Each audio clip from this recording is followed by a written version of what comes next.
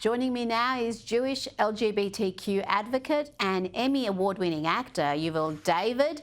Yuval, this year you attended a pride parade in Washington, D.C., where you and the group you were with were physically assaulted, abused, spat on, just for being Jewish and supporting Israel. Here's some of what happened. Then why are you rushing us? You guys have genocide! You're rushing us. You can't hit us. This Yiddish.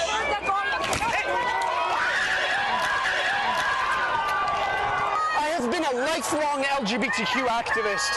I believe in the values of protecting LGBTQ people, but they are attacking us in the middle of a pride march. Am I not supposed to be welcome within my own LGBTQ community because I am Jewish, because I'm Israeli? We have people of all nationalities here, all different types of LGBTQ people, and we're being booed right now.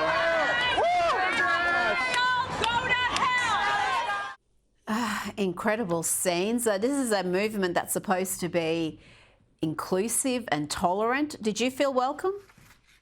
I did not feel welcome, as is obvious from that video. The thing is, we also were assaulted in multiple different events during that Pride weekend in Washington, D.C., and the same thing happened in New York City.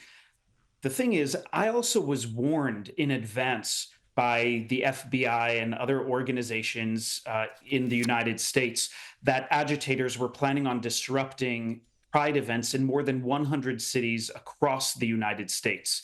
I don't believe that anybody should be allowed to stop our pride, to stop us from presenting ourselves, being who we are. That's part of what living in a democracy is about. But I've seen these factions within the LGBTQ movement grow and increase. And I've been waving that red flag for a long time, and sadly, have been heavily ignored. And that's why we're seeing what we're seeing right now with the LGBTQIA plus movement having gone to some mind-twisting extremes.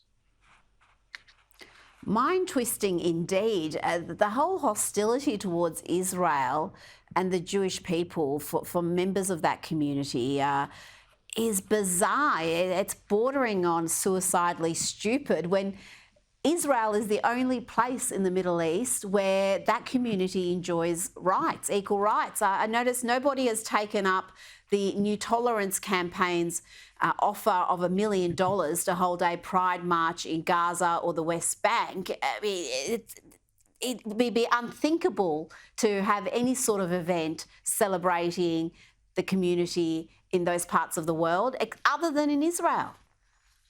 Look, you're speaking the truth. Israel is the only country in the Middle East that protects LGBTQIA plus rights, and every other letter you wish to add to this movement.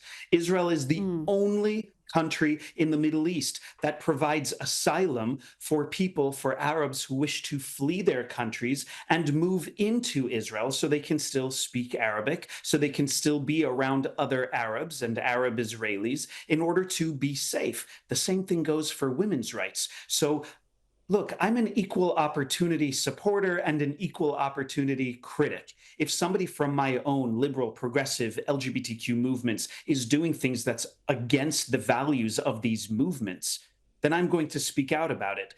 And I've been speaking out about these issues starting in 2016, when I started to see more and more manipulation entering the LGBTQ space. In 2016, people used to go to the LGBTQ conferences when I would speak at, when I would be speaking, one of the keynote speakers at a conference, and they'd hand out free shirts and free mugs and the free buttons, all the things we see. And they'd have people who'd walk there with a keffiyeh and wrap it around somebody's neck and say, oh, here's a keffiyeh. It's a symbol of resistance against any form of oppression. And that's all they did. So all of a sudden, they started to create these little symbols that people would recognize and say, oh, that person's wearing a beautiful scarf, then we must be the same.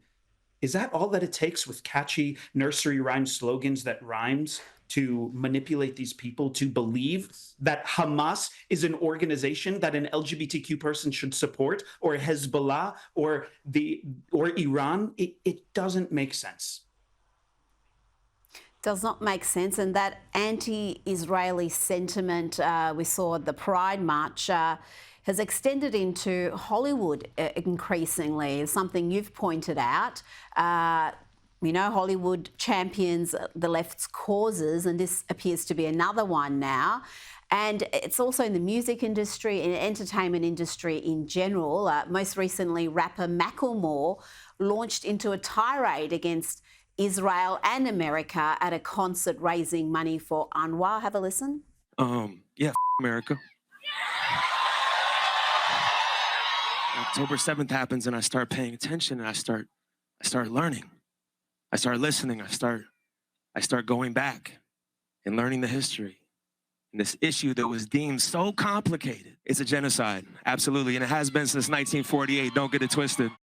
Don't get it twisted. It's incredible to me that he admits to only really being interested in this issue after October 7, but he looked at the slaughter of innocent Israelis in their homes at a music festival and decided they were to blame. It's bewildering. Ridiculous.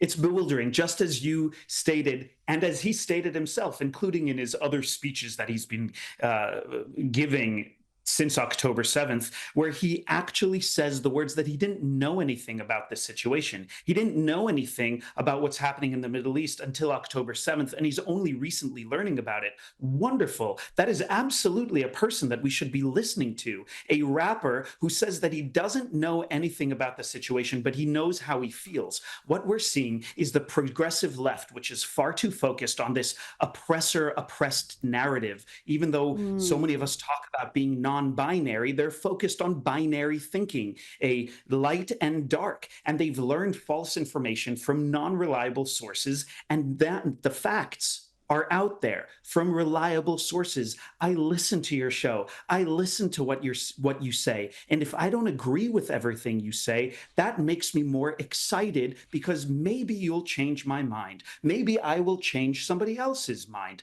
That's what this should be about. But they are canceling anybody who disagrees with them. They're forcing facts to fit their opinions as opposed to shaping their opinions based on facts. Here's something that'll bother you more than all of the other things that bother you that you speak about. 97% of people under the age of 45 receive their news and world information from TikTok and Instagram. Well, this is a problem, and we see what trends there. We see what's promoted, particularly on TikTok, and I don't believe it's all organic there. They determine what is allowed to trend and what's suppressed, and it's very dangerous time. But I applaud you and the work you do. Very brave indeed. Yuval David, thank you so much for your time this evening. The feeling is mutual. I applaud you for everything that you're doing. You're a voice of reason and a voice of truth. And I will do everything to help spread that truth so people can learn and do the right thing.